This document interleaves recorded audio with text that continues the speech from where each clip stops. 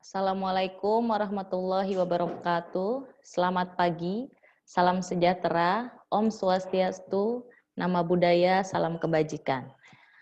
Sebelumnya perkenalkan, nama saya Esti dari Ambulan 118 akan membawakan materi tentang pengendalian dan pencegahan infeksi kurang lebih selama 30 menit.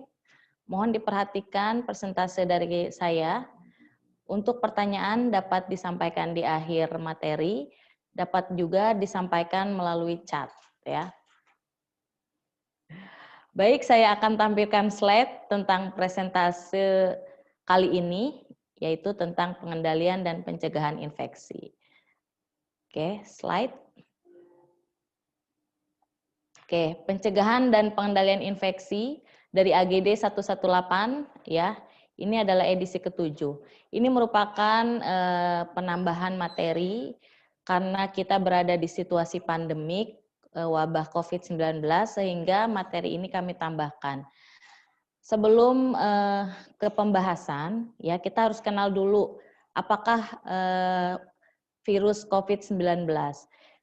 Virus COVID-19 ini merupakan keluarga dari virus MERS dan SARS ya, yang gejalanya menyerang sistem pernafasan. Gejalanya timbul mulai dari gejala ringan hingga gejala berat ya. Dan virus ini ditularkan melalui dari hewan ke manusia. Sampai saat ini cuma belum diketahui ya hewan apa yang menularkan ke manusia untuk virus COVID-19 dan sampai saat ini belum ditemukan untuk vaksinnya ya. Oke, berdasarkan bukti yang tersedia, COVID-19 ini awalnya ya ditularkan melalui kontak droplet ya, kontak droplet atau kontak dekat dengan pasien. Ya, pasien atau korban yang menderita COVID-19, bukan melalui transmisi udara pada awalnya ya. Kemudian orang-orang yang paling berisiko terhadap infeksi ini yaitu orang yang berhubungan dekat dengan pasien COVID-19, yang merawat pasien bisa di rumah sakit atau pelayanan kesehatan lainnya. Nah, untuk saat ini sesuai dengan perkembangan zaman, COVID-19 ini informasi terbaru bisa juga tertular lewat udara atau airborne, di mana penularannya melalui partikel yang lebih kecil dari droplet yang kita sebut dengan aerosol. Ukurannya kurang dari 5 mikro ya, dan bisa bertahan di udara lebih dari 2 jam yang paling lama. Oleh karena itu materi ini kita rasa hal yang harus disampaikan ya. Oke. Untuk tindakan pencegahan dan upaya merupakan kunci penerapan di pelayanan kesehatan dan masyarakat. Langkah-langkah pencegahan meliputi ada 6 langkah ya yang akan kita informasikan. Yang pertama yaitu melakukan kebersihan tangan menggunakan hand sanitizer jika tangan tidak terlihat kotor ya. Tetapi jika tangan Bapak Ibu di sini terlihat kotor, sebaiknya menggunakan air mengalir dan menggunakan sabun ya. Kemudian untuk penggunaan hand sanitizer sebaiknya tidak dilakukan terlalu banyak atau berkali-kali. Bisa maksimal 3 kali menggunakan hand sanitizer, kemudian segera mencari air untuk cuci tangan dengan sabun. Lalu menghindari menyentuh mata, hidung, dan mulut, kemudian menerapkan etika batuk atau bersin dengan menutup hidung dan mulut dengan lengan atas ya atau dengan tisu. Kemudian tisunya dibuang ke tempat sampah ya, jangan dibuang sembarangan karena bisa saja mengandung virus. Kemudian pakailah masker medis jika memiliki gejala pernafasan. Jadi bagi yang tidak memiliki gejala pernafasan sebaiknya menggunakan masker yang berbahan kain pun bisa dilakukan ya. Kemudian menjaga jarak minimal 1 meter dari orang yang mengalami gejala gangguan pernafasan. Jaga jarak intinya. Nah, di depan ini adalah pamflet ya atau stiker-stiker yang banyak sekali dicanangkan ya, dan kita pun sudah banyak melihat di mana-mana tentang pencegahan penularan.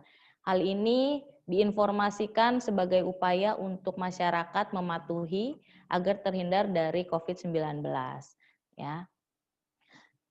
Oke, strategi pencegahan dan pengendalian infeksi itu ada beberapa bagian, ya, ada 5 bagian. Yang pertama, menjalankan langkah-langkah pencegahan standar untuk semua pasien, ya. Yang kedua, memastikan identifikasi awal dan pengendalian sumber. Kemudian menerapkan pengendalian administratif, ya. Yang berikutnya, menggunakan pengendalian lingkungan dan rekayasa. Kemudian menerapkan langkah-langkah pencegahan, tambahan empiris atas kasus pasien dalam pengawasan dan konfirmasi COVID-19. Apakah strategi tersebut? Ya, akan diuraikan pada slide berikutnya. Nah, strategi pertama tadi ya, menjalankan langkah-langkah pencegahan standar untuk semua pasien. Apa saja itu? Dengan menerapkan kewaspadaan di semua fasilitas pelayanan, meliputi menjaga kebersihan tangan dan pernafasan. Kebersihan tangan tentunya dengan rajin mencuci tangan. Pada saat kapan mencuci tangan? Pada saat sebelum menyentuh pasien, setelah menyentuh pasien, ya, ketika menyentuh alat-alat, sebelum menyentuh alat-alat medis, dan setelah menyentuh alat-alat medis bekas pasien. Maka lakukan cuci tangan. Kemudian mencegah terinfeksi lewat pernafasan dengan penggunaan masker. Ya, jadi penggunaan masker ini disesuaikan dengan kebutuhan. Jika Bapak Ibu berada dalam ruang perawatan COVID-19, maka gunakan masker standar N95. Namun jika Bapak Ibu jaga di ruangan perawatan yang non COVID-19, boleh menggunakan masker bedah biasa. Kemudian penggunaan APD sesuai risiko. Ya, tadi risikonya apakah masuk pada risiko red zone ya, atau risiko tinggi terhadap COVID-19, ya, bisa menggunakan masker level 3 misalkan, ya, atau APD level 3. Tapi kalau misalkan resikonya rendah, ruang perawatan biasa hanya menggunakan APD level 1. Jadi sesuaikan dengan resikonya. Kemudian pencegahan luka akibat benda tajam dan jarum suntik. Ini berhubungan dengan pembuangan limbah-limbah dari bekas pasien, ya. Artinya kalau dulu memang sudah dipisahkan biasanya yang infeksius dalam box warna kuning. Nah, sekarang box warna kuningnya tersebut disimpan biasanya di ruangan dekat dengan ruangan pasien yang terkonfirmasi COVID-19. Kemudian nanti pada saat membersihkannya pun, ya, yang membersihkan itu orang khusus dan menggunakan APD, ya. Oke, kemudian untuk membersihkan linen atau kain bekas pasien, bisa itu spray, selimut, atau baju, biasanya menggunakan sebelum dicuci, ya, biasanya menggunakan air panas direndam dulu, ya, suhunya kurang lebih 60 derajat. Kemudian redam dengan cairan deterjen atau cairan klorin, ya. Baru kemudian dicuci. Dan biasanya untuk yang membersihkan atau mensterilkan ini juga ada petugas khusus. Oke. Upaya yang kedua yaitu memastikan identifikasi awal dan pengendalian sumber, ya. Upayanya apa saja? Dengan menggunakan prinsip trias klinis di fasilitas layanan kesehatan untuk tujuan identifikasi dini pasien yang mengalami infeksi pernafasan akut atau ARI, kemudian untuk mencegah transmisi patogen ke tenaga kesehatan dan pasien lain. Jadi ini dilakukan pada saat awal pasien masuk ke rumah sakit. Ya, begitu datang ke UGD, maka segera lakukan trias. Nah, yang banyak sekarang trias itu biasanya dilakukan di luar rumah sakit, di depan UGD, kemudian disediakan ruangan khusus, ya, berupa tenda darurat yang sudah dibangun karena musim pandemik, ya, hanya untuk musim pandemik dibangun. Jadi dilakukan trias di sana terlebih dahulu. Nah, ini juga bisa dilakukan di semua fasilitas kesehatan. Kemudian daftar pertanyaan screening yang jelas untuk petunjuk-petunjuk di area umum berisi pertanyaan-pertanyaan screening. Jadi pertanyaan screening ini bisa dilakukan dengan bertanya langsung atau ketika masuk ke rumah sakit itu sudah tertempel di dinding-dinding rumah sakit. Contohnya seperti apakah Anda demam, ya, pertanyaannya, apakah Anda batuk, apakah Anda terkena flu, ya, itu bisa ditanyakan pada saat masuk ke UGD pasiennya atau bisa ditempel di dinding-dinding ya. Kemudian tempatkan pasien dengan infeksi pernafasan akut atau ARI di area tunggu khusus yang memiliki ventilasi yang cukup. Jadi sebaiknya untuk UGD-nya dipisahkan. Jika screening awal sudah menunjukkan ke arah COVID-19, maka pisahkan pasien dengan gejala tersebut ya di ruangan yang khusus dan dengan ventilasi yang cukup. Ya, jangan disatukan. Kemudian terapkan langkah pencegahan percikan droplet dan langkah pencegahan kontak ya. Jika ada kontak jarak dekat dengan pasien atau peralatan permukaan material terkontaminasi. Jadi ini artinya pencegahan dari sisa droplet yang tertinggal di benda-benda sekitar ya. Jadi kita harus benar-benar memperhatikan apakah resiko tinggi atau tidak ya.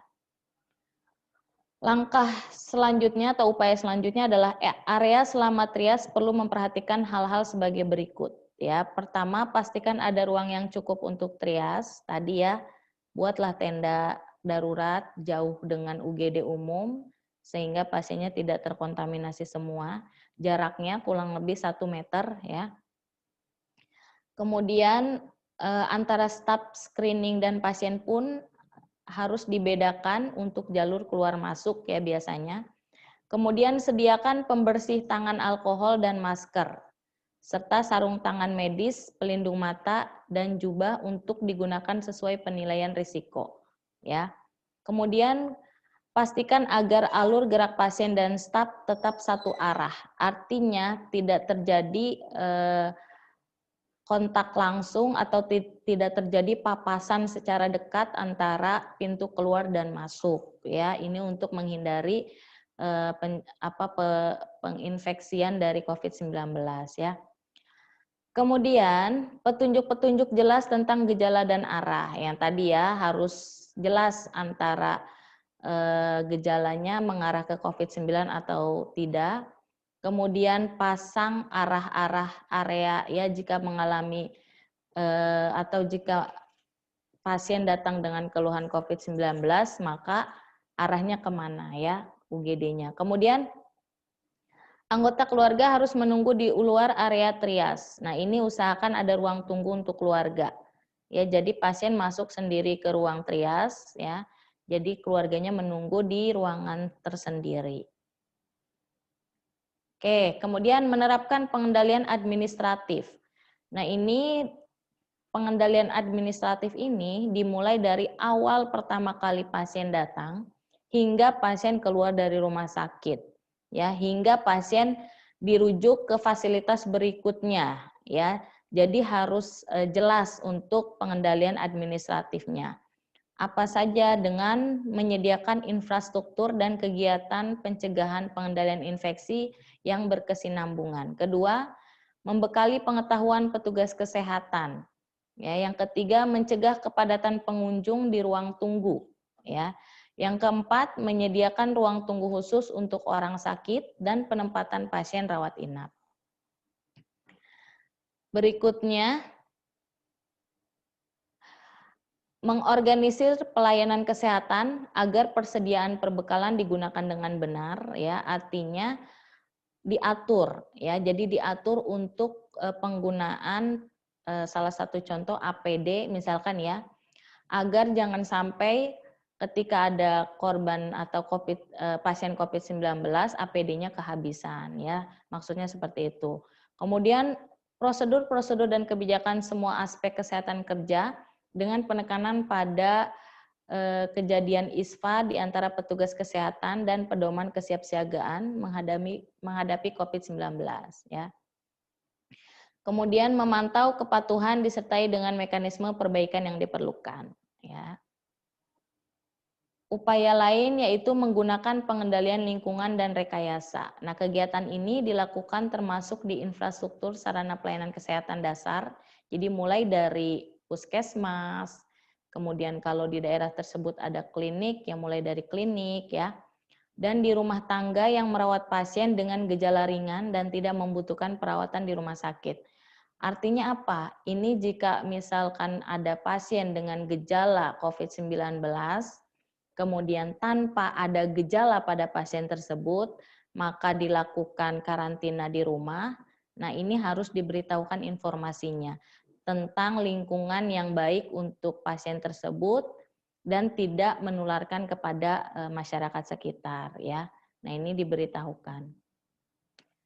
Kemudian menerapkan langkah-langkah pencegahan tambahan empiris, artinya ini adalah pengetahuan tambahan, ya, pengetahuan tambahan atas kasus pasien dalam pengawasan dan konfirmasi COVID-19. Apa saja pengetahuannya? Tadi boleh disampaikan tentang kewaspadaan kontak dan droplet, ya. Jadi kalau misalkan ada kontak langsung atau kemungkinan droplet itu tertempel di benda-benda sekitar, bagaimana cara membersihkannya. Nah, ini harus diberikan informasi pengetahuan lebih, ya. Kemudian kewaspadaan airborne pada prosedur yang menimbulkan aerosol, khususnya untuk tenaga medis, ya, yang berhubungan langsung dengan pasien. Nah, ini harus diberikan informasi tambahan yang terkini bahwa beberapa tindakan medis bisa menimbulkan aerosol. Salah satu contohnya adalah ketika resusitasi jantung paru, ketika melakukan bagging kepada pasien, ketika melakukan pemasangan ventilator. Nah, ini sangat sekali beresiko tertular dari aerosol. Ya, ini yang harus diberikan pengetahuan. Oke, kemudian di sini saya akan bahas tentang cara penggunaan APD menurut standar WHO, ya. Nah, ini yang akan kita bahas sebenarnya dua Bapak Ibu, yaitu cara menggunakan dan cara melepas. Cara menggunakan mungkin tidak terlalu diketatkan, ya, karena kondisinya masih steril atau bersih.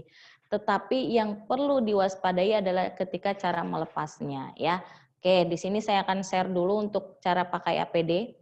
Yang pertama, sama ya, sebelum kita bekerja atau tindakan terhadap pasien, pastinya pertama lepaskan dulu semua barang-barang pribadi, ya, yang menyulitkan kerjaan kita seperti perhiasan, jam tangan, telepon, taruh dulu, ya, apalagi kondisi sekarang. Nah, kemudian setelah melepaskan semua barang-barang pribadi, maka boleh kita cuci tangan terlebih dahulu, ya. Kemudian pakai baju, ya, atau baju dinas kita, ya, dilengkapi dengan sepatu boots, ya, sepatu boots karet. Nah, ini biasanya digunakan di ruang ganti, ya. Kemudian pindah ke area bersih di titik masuk unit isolasi. Jadi pada saat pemakaian dari awal ruang ganti, baru kita pindah ke area yang bersih di titik masuk unit isolasi. Kemudian lihat dan pastikan semua ukuran APD benar. Benar untuk petugas, ya, benar untuk diri sendiri. Jangan sampai kita bolak-balik ngambil APD, ya. Kemudian lakukan prosedur pemakaian APD di bawah panduan dan pengawasan petugas terlatih. Artinya begini, ketika kita menggunakan APD sebaiknya ada teman kita, ya, yang kompetennya sama seperti kita untuk menggunakan APD, ya. Baru kemudian cuci tangan kembali, ya. Cuci tangannya kita terapkan yang seperti WHO, ini ada 9 langkah di sini, ya. Jadi mulai dari cuci tangan bagian depan, kemudian punggung, ya, kanan kiri, kemudian bagian sela-sela jari, bagian jari-jari yang tertutup, ibu jari, ya, kemudian kuku-kuku, ya, baru ke sampai pergelangan tangan. Nah, ini kita lakukan cuci tangan. Kemudian pakailah sarung tangan bahan steril, ya, bahan yang biasa kita pakai, ya, sarung tangan. Kemudian baru pakai coverall, ya, baru pakai di sini coverallnya atau baju hazmatnya, ya. Nah, setelah itu pakai masker, ya, masker wajah. Nah, cara memakai masker wajah, jadi kita pegang bagian depan, baru talinya dikebelakangkan. Kemudian yang ke-10 pakai pelindung wajah atau kacamata pelindung. Ini boleh sesuai dengan ketersediaan. Kalau adanya kacamata saja boleh, kalau adanya face shield saja boleh. Tapi kalau kedua-duanya ada lebih bagus, ya. Kemudian pakailah penutup kepala dan leher ya. Tadi baru terakhir penutup kepala dan leher ya. Eh, atau topi bedah yang menutup area leher di sisi kepala. Tujuannya supaya tertutup semua ya. Jadi baru dipakai penutup kepalanya. Nah, baru kalau sudah terpakai semua dalam kondisi siap kerja ya. Dan jangan lupa direkatkan. Kalau Bapak Ibu jaganya sangat ruang COVID-19 dengan paparan tinggi, sebaiknya semuanya dalam kondisi rekat ya, memang kurang nyaman. Nah, ini yang penting cara lepas APD ya. Karena ternyata kasusnya banyak tertular karena salah melepas APD-nya ya. Yang pertama, selalu melepaskan APD di bawah panduan dan pengawasan petugas terlatih. Jadi melepasnya pun tidak bisa sendiri ya, harus dengan pengawasan. Dan kemudian sebelum membuka, pastikan dulu tersedia tempat sampah infeksius pada area pelepasan, kemudian ada pembuangan APD yang aman. Ya, kemudian tempat pembuangan terpisah harus tersedia untuk barang yang dapat digunakan kembali. Jadi seandainya barang tersebut akan digunakan kembali atau direuse, sebaiknya pisahkan kotak-kotaknya sendiri atau menggunakan plastiknya sendiri. Ya. Yang kedua, terapkan kebersihan tangan pada tangan yang bersarung. Artinya, lakukan cuci tangan dengan kondisi tangan yang masih menggunakan sarung tangan. Jadi sarung tangannya bukan dilepas dulu baru cuci tangan, tapi cuci tangan saja dengan posisi sarung tangan masih terpakai. Berikutnya, lepaskan apron dengan tubuh condong ke depan. Ya, jadi tubuhnya condong ke depan, lepaskan apron. Ya, jika menggunakan lapisan apron, dilepaskan dulu apronnya. Kemudian saat melepas apron sekali pakai boleh langsung dirobek ya, daripada penggunaannya mengakibatkan penularan tinggi, boleh untuk yang sekali pakai dirobek saja ya. Cara merobeknya bagaimana ya, dari belakang dulu ya, talinya dirobek, kemudian baru ke arah depan digulung. Gulungnya itu dari dalam keluar ya. Oke, kemudian terapkan kebersihan tangan pada tangan yang bersarung. Lagi-lagi cuci tangan. Jadi habis melepas satu bagian cuci tangan, ya. Kemudian lepaskan sarung tangan luar dan buang dengan aman sesuai teknik pada nomor 17. Ya, nanti di teknik nomor 17 ada ya. Jadi lepaskan sarung tangan yang luar, ya. Cara melepaskannya bagaimana? Ini kan pakai sarung tangan dua-duanya. Jadi yang awal pegang bagian ini ya, depan, kemudian copot ya. Setelah dicopot yang ini kan lebih bersih ya, boleh diselipkan. Nah, jadi seperti itu melepaskannya ya. Kemudian lagi-lagi terapkan kebersihan tangan pada tangan yang bersarung. Karena biasanya kan pakai 2 lapis atau 3 lapis ya. Jadi kita boleh mencuci tangan lagi walaupun dengan sarung tangan. Berikutnya, lepaskan penutup kepala dan leher dengan hati-hati untuk menghindari kontaminasi wajah. Jadi bukannya sebaiknya kalau tutup wajahnya dari depan ya, jadi ke arah dari belakang ya, kemudian ke depan. Kalau tutup wajahnya berupa topi ya, topi jubah ya, atau topi seperti astronot ya. Jadi bukannya dari depan ya, kemudian baru dicopot ya. Ke arah atas ini ya biasanya ya. Oke, kemudian terapkan kebersihan tangan pada tangan yang bersarung. Lagi-lagi cuci tangan ya. Kemudian langkah ke-9, lepaskan baju atau gaunnya ya baru dengan melepaskan ikatan terlebih dahulu. Ikatannya boleh dilepas dulu, kalau di belakang dicopot dulu ikatannya. Tarik ya, tarik bajunya. Jadi ini kan masih pakai sarung tangan, boleh tarik ya. Setelah itu lepas, baru pegang bagian dalam, ya, kemudian diputar, ya, sampai semuanya terbuka bagian bawah. Kemudian langkah yang ke-10, setelah melepaskan gaun, cuci tangan, ya, dengan tangan yang bersarung. Kemudian lanjutkan melepaskan pelindung mata. Nah, boleh lepaskan kacamatanya atau lepaskan face shield-nya. Nah, pada saat melepaskan tidak perlu memegang bagian depan. Jadi langsung ambil talinya, buka. Ya, begitupun face shield. Perekatnya dibuka, langsung dibuka ya, tanpa memegang bagian depan. Karena ini terkontaminasi. Kemudian berikutnya masker bedah ya, baru kita buka. Cara membukanya sama, tidak perlu memegang bagian masker depan, tapi talinya langsung kita buka, ya.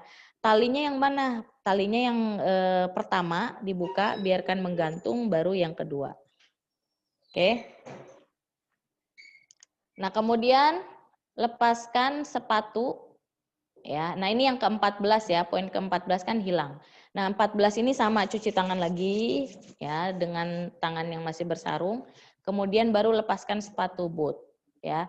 Nah, sepatu boot ini sekiranya akan dipakai lagi di ruangan perawatan lainnya atau sekiranya akan dipakai keluar, maka sepatu boots ini wajib dibersihkan, ya, wajib dilakukan desinfektan.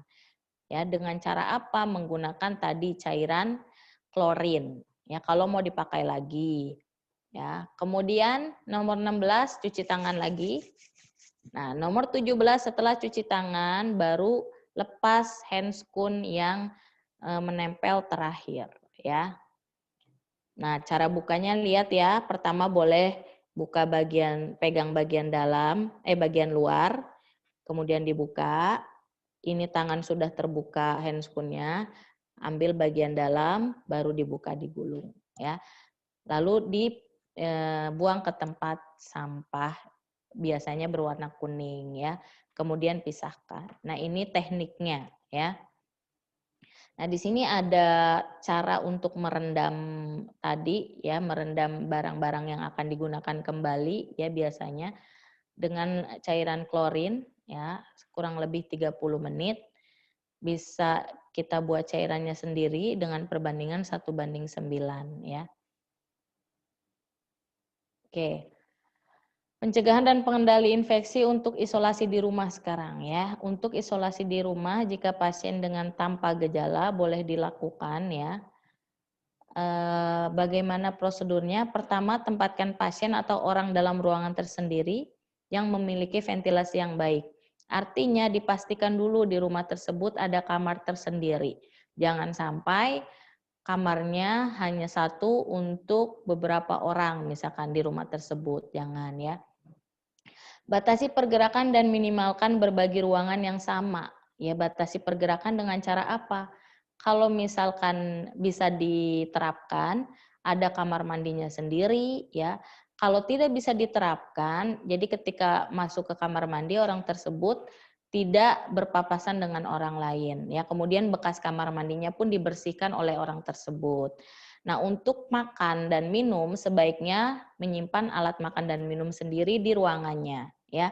Untuk makanan boleh diantarkan oleh keluarga yang lain, tetapi dengan kondisi memakai APD keluarganya. Dan usahakan untuk orang yang mengantar makanan hanya satu orang. Sehingga kalau terjadi memang pemaparan virus, tidak semua keluarga terinfeksi, ya. Kemudian anggota keluarga yang lain sebaiknya tidur di kamar yang berbeda. Tadi sudah saya bahas, ya. Dan berikan jarak minimal 1 meter. Kemudian batasi jumlah orang yang merawat pasien. Tadi ya kalau bisa hanya beberapa orang atau hanya satu orang mungkin yang memberikan makan, memberikan minum, ya. Kemudian mengambil bajunya, ya, memberikan baju bersihnya, kemudian membersihkan bajunya, kayak kalau bisa orangnya jangan terlalu banyak. Kemudian lakukan hand hygiene, ya, atau cuci tangan selalu ketika setelah kontak dengan pasien atau setelah memberikan perawatan. Sebaiknya lakukan cuci tangan, ya. Kemudian jika mencuci tangan menggunakan air dan sabun, ya, sebaiknya keringkan menggunakan handuk kertas atau tisu yang sekali pakai. Jika memang tidak memungkinkan untuk tisu, maka gunakan handuk khusus untuk pasien tersebut. Kemudian sebaiknya dipisahkan, dicuci, ya, dan dalam kondisi kering. Kemudian untuk mencegah penularan melalui droplet, gunakan masker bedah jika pasien tersebut mulai timbul gejala, ya. Tapi jika gejalanya berat sebaiknya dirawat di rumah sakit. Tapi jika tidak ada gejala berat, ya, boleh menggunakan masker kain. Oke, kemudian untuk perawatan di rumah, ya, orang yang memberikan perawatan sebaiknya menggunakan masker bedah, ya, terutama jika berada dalam satu ruangan dengan pasien. Jadi yang merawat pasiennya pun menggunakan masker ya. Dan maskernya tidak boleh dipegang selama digunakan. Jadi Bapak Ibu kalau menggunakan masker sebenarnya ya untuk melepasnya, kalau masker itu kain boleh pegang bagian depan, kemudian cuci tangan. Bagian dalamnya jangan dipegang ya. Kemudian kalau memang masker itu satu kali pakai ya tidak perlu pegang bagian depan. Jadi pada saat mencopotnya copot dari bagian talinya. Ya, talinya dicopot baru dibuang. Jangan dipegang ya. Oke. Kemudian hindari kontak langsung dengan cairan tubuh, terutama cairan mulut ya atau pernafasan, contohnya seperti dahak dan ingus dan mohon maaf tinja misalkan ya. Jadi kita usahakan tidak berkontak dengan cairan pasien. Gunakan selalu sarung tangan dan masker jika harus memberikan perawatan mulut ya atau saluran nafas dan ketika memegang kotoran pasien ya. Cuci tangan sebelum dan sesudah membuang sarung tangan dan masker. Artinya selalu cuci tangan beberapa kali. Biar tangan kita juga nanti nambah halus ya selain itu. Kemudian jangan gunakan masker atau sarung tangan yang telah terpakai. Apalagi yang sifatnya sekali pakai. Jadi jangan dipakai lagi ya, hanya sekali pakai. Tapi untuk masker kain bagaimana? Ya boleh dipakai dengan standar sudah dicuci dengan bersih, disterilkan. Tadi ya caranya rendam dengan air panas, suhu minimal 60 misalkan. Setelah itu rendam lagi dengan deterjen ya, baru dicuci ya, dicucinya pun tidak perlu dikucek ya, sebenarnya kalau tidak terlalu kotor, kemudian keringkan ya masker kainnya. Sediakan spray dan alat makan khusus untuk pasien, tadi dipisahkan ya. Kemudian bersihkan permukaan di sekitar pasien termasuk toilet dan kamar mandi secara teratur. Nah, ini membersihkannya pun kalau orang atau pasiennya itu sanggup untuk membersihkan, dia yang membersihkan sendiri. Ya, tapi kalau semisalkan dibersihkan orang lain, orang yang membersihkannya pun menggunakan APD ya. Oke, kemudian lanjutannya yaitu bersihkan pakaian pasien, spray, handuk menggunakan sabun cuci rumah. Nah, boleh ya. Boleh menggunakan sabun cuci, tadi tekniknya direndam dulu ya, kemudian campurkan deterjen dan keringkan. Hindari ketika menjemur pakaiannya melakukan pengkibasan ya. Jadi dikibas-kibas tuh nggak perlu. Ya, setelah bajunya dicuci langsung dijemur tanpa dikibas-kibas ya, karena mengurangi resiko tadi. Kemudian sarung tangan dan apron plastik sebaiknya digunakan saat membersihkan permukaan pasien. Jadi pada saat melepas spraynya, mencuci bajunya ya, kalau memang kita melakukan perawatan pasien, sebaiknya menggunakan selalu masker dan bedak. Kalau perlu pakai APD ya, kalau memang sudah dinyatakan positif. Kemudian sarung tangan dan masker dan bahan-bahan lain selama perawatan harus dibuang di tempat sampah. Tempat sampahnya di dalam ruangan pasien, dibuangnya ke tempat khusus ya. Artinya tidak disatukan, kalaupun memang mau dibuang sebaiknya direndam dulu nggak apa-apa ya, oleh cairan klorin sampai beberapa 30 menit. Setelah direndam cairan klorin, dikeringkan, baru misalkan mau dilakukan pembakaran dibakar ya, kalau di rumah ya itu. Kemudian hindari kontak dengan barang-barang terkontaminasi lainnya seperti sikat gigi, alat makan, handuk, pakaian, dan spray. Kemudian ketika petugas kesehatan memberikan pelayanan kesehatan rumah, maka selalu perhatikan APD dan ikut rekomendasi pencegahan penularan penyakit melalui droplet ya. Nah, ini pencegahan dan pengendalian infeksi untuk observasi ya. Jadi untuk melakukan observasi pada pasien dengan karantina di rumah. Pertama tentang kepatuhan ya.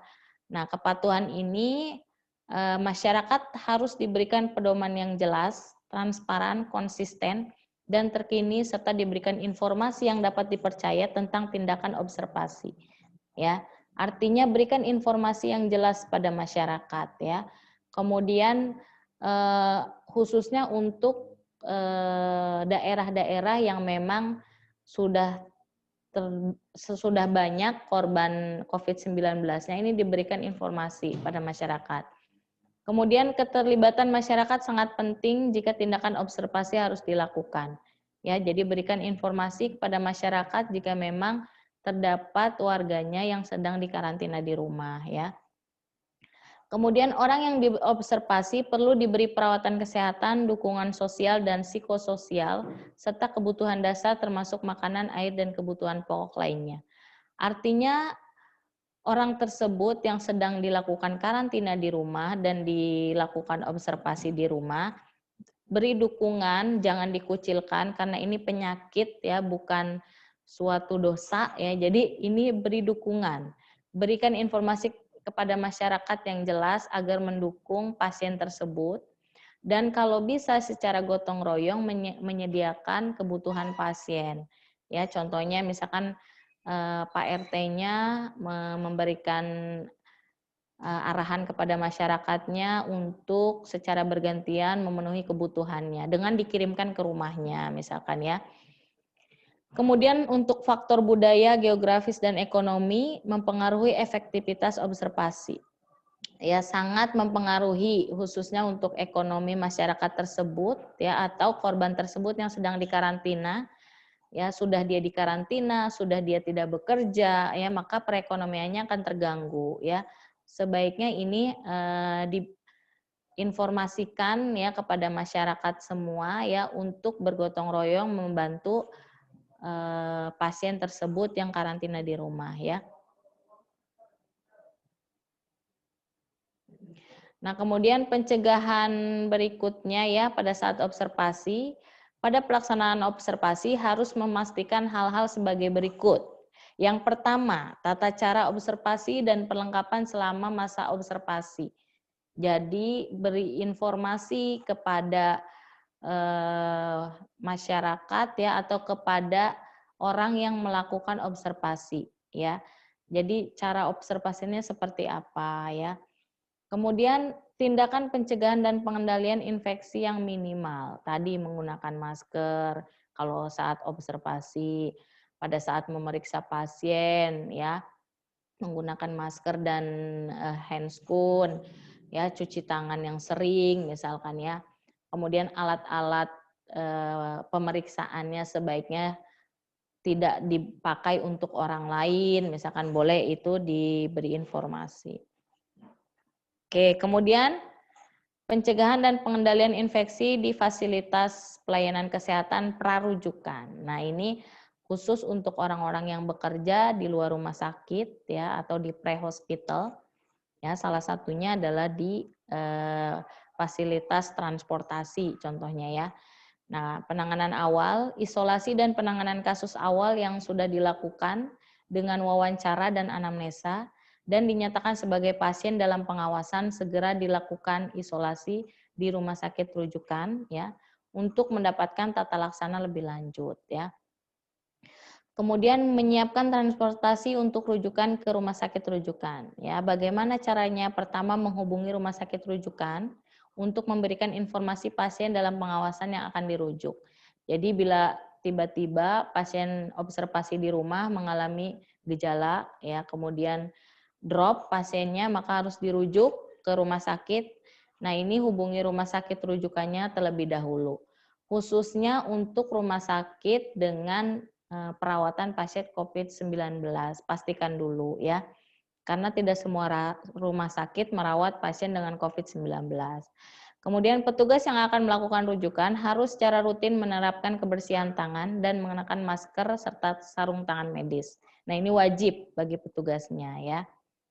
Nah ini salah satu contohnya ya, karena 118 berada di bidang pra rumah sakit, maka ini kita sudah melakukan beberapa kegiatan ya berhubungan dengan pasien ya, pasien dengan suspek COVID ya atau dengan pengawasan ODP misalkan ya. Kemudian pasien dengan PDP, tapi selama ini untuk pasien yang COVID-19 kita belum ada ya. Kalaupun ada nantinya, mobil telah kita sediakan khusus, mobilnya dipisahkan ya dari pasien dengan COVID-19 dan bukan COVID-19 ya. Ada prosedurnya ya. Oke, kemudian nah ini pencegahan dan pengendalian infeksi untuk penanganan kargo ya. Pada saat menerima barang ya atau pengiriman barang ya, ini berhubungan dengan hal tersebut. Nah, ini memakai masker apapun jenisnya tidak dianjurkan saat menangani kargo di negara atau area yang terjangkit. Kenapa seperti ini? Jadi sebenarnya tidak dianjurkan Bapak Ibu untuk menggunakan masker bagi yang bekerja di kargo, karena dari penelitiannya belum ditemukan tingkat paparan tinggi dari barang-barang atau apapun yang dikirim lewat kargo atau diterima lewat kargo ya. Jadi belum ada untuk penelitiannya paparan tingginya. Maka boleh tidak menggunakan masker, tidak dianjurkan di sini. Tetapi untuk saat ini Bapak Ibu dianjurkan untuk menggunakan masker, minimal masker yang berbahan kain. Ya. Artinya apa? Jangan pakai masker yang N95, itu hanya untuk tenaga medis ya. Kalau mau pakai masker ya masker yang kain boleh. Kemudian sarung tangan tidak diperlukan kecuali digunakan untuk perlindungan terhadap bahaya mekanis ya. Apalagi sarung tangannya misalkan sarung tangan medis, sebaiknya Bapak Ibu ya tidak menggunakan sarung tangan medis untuk keperluan yang bukan medis. Kalaupun ada bahaya mekanis seperti bahaya pada saat memindahkan, mengangkat barang tersebut atau alat-alat kargo, sebaiknya menggunakan sarung tangan yang berbahan kain ya, seperti sarung tangan tukang bangunan misalkan. Nah, itu lebih dianjurkan ya. Dan jika hanya ada bahaya mekanis tadi. Kemudian penggunaan sarung tangan harus tetap menerapkan kebersihan tangan. Sebelumnya juga harus tetap cuci tangan walaupun sudah pakai sarung tangan ya. Kemudian informasi ini diberikan ya karena belum ada tadi bukti nyata untuk pemaparan tinggi dari wilayah kargo ya atau dari kasus COVID-19 pada bagian kargo ini belum ada ya. Nah, sekarang tambahannya lagi pencegahan dan pengendalian infeksi untuk pemulasaran jenazah. Nah, ini ya banyak sekali ya di berita-berita saja banyak ya pro kontra tentang pengurusan jenazah pasien COVID-19. Nah, ini sudah ada standarnya ya. Pertama, petugas kesehatan harus menjalankan kewaspadaan standar ketika menangani pasien yang meninggal akibat penyakit menular. Wajib menggunakan APD yang sama dengan perawatan pasien COVID-19 walaupun pasien tersebut telah meninggal ya. APD-nya harus lengkap level 3 ya. Dan menangani jenazahnya juga tidak sembarang orang ya. Kemudian jenazah harus terbungkus seluruhnya dalam kantong jenazah yang tidak mudah tembus cairan pasien ya. Jadi tidak tembus udara, tidak tembus air ya, memang harus sudah dibungkus ya. Kemudian jangan ada kebocoran cairan tubuh yang mencemari bagian luar kantong jenazah. Nah, ini benar-benar diperhatikan pada saat membungkus pasiennya, jangan sampai ada yang tertinggal cairan pasiennya ya. Jadi kalau ada dibersihkan bagian luarnya. Kemudian pindahkan sesegera mungkin ke kamar jenazah setelah meninggal dunia. Ya. Jadi jangan terlalu lama ya. Maksimal itu 4 jam, 3 sampai 4 jam biasanya ya. Nah, kemudian ini pun menjadi sesuatu hal yang harus diperbincangkan dengan keluarga. Bagaimana jika keluarganya ingin bertemu ya? Nah, di sini ada peraturannya. Jika keluarga pasien ingin melihat jenazah, diizinkan untuk melakukannya sebelum jenazah tersebut dimasukkan ke dalam kantong dengan catatan menggunakan APD ya. Jadi keluarganya misalkan perwakilan 1 orang ingin melihat, boleh gunakan APD lengkap. Kemudian petugas harus memberi penjelasan kepada pihak keluarga tentang penanganan khusus bagi jenazah yang meninggal dengan penyakit menular. Nah, ini berhubungan dengan sensitivitas agama ya. Karena di beberapa keyakinan ya, di beberapa keyakinan atau tentang pengurusan jenazah, khususnya umat Muslim, misalkan ya. Saya kurang tahu untuk yang lain ya, untuk agama yang lain nih, khususnya untuk Muslim tersendiri, ada prosedurnya untuk melakukan perawatan jenazah berhubungan dengan kepercayaan ya. Nah ini harus benar-benar didiskusikan dengan keluarga. Kalau bisa ajak bagian rohani yang memang benar-benar paham tentang hukum ya, dan bagaimana secara agama memandang bahwa pemulasaran jenazah COVID-19 ini sesuai dengan keyakinan agama tersebut ya. Jadi kalau bisa sudah ada bagian kerohaniannya ya untuk dibicarakan. Begitu pula untuk adat istiadat dan budaya dari masyarakat tersebut harus dijelaskan ya.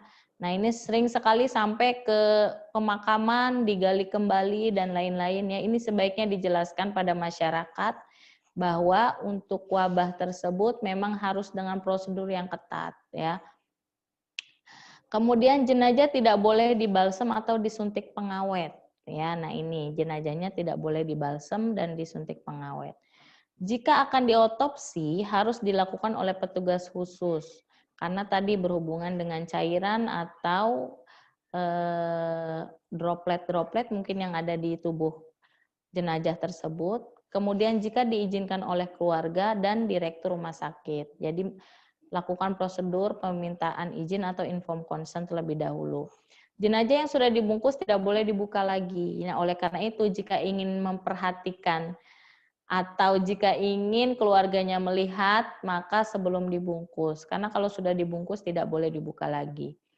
Jenazah hendaknya diantar oleh mobil jenazah khusus, ya, supirnya pun memakai APD, ya, kemudian biasanya tidak ada keluarga yang ikut juga di mobil jenazah tersebut untuk amannya ya, dengan mobil yang terpisah biasanya. Jenazah sebaiknya tidak lebih dari 4 jam. Tadi ya saya sudah katakan tidak lebih dari 4 jam disemayamkan di pemulasaran jenazah. Jadi jangan terlalu lama. Oke, slide.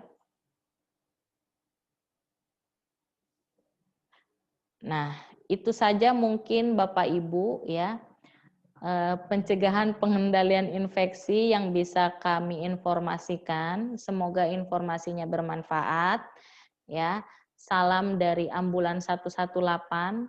Tetap jaga kesehatan, gunakan minimal masker, sering cuci tangan, jaga jarak ya. Tetap waspada ya, perkuat imun Bapak Ibu ya. Jangan sampai tertular penyakit COVID-19. Cukup sekian untuk materi hari ini ya. Saya tutup. Assalamualaikum warahmatullahi wabarakatuh. Selamat pagi.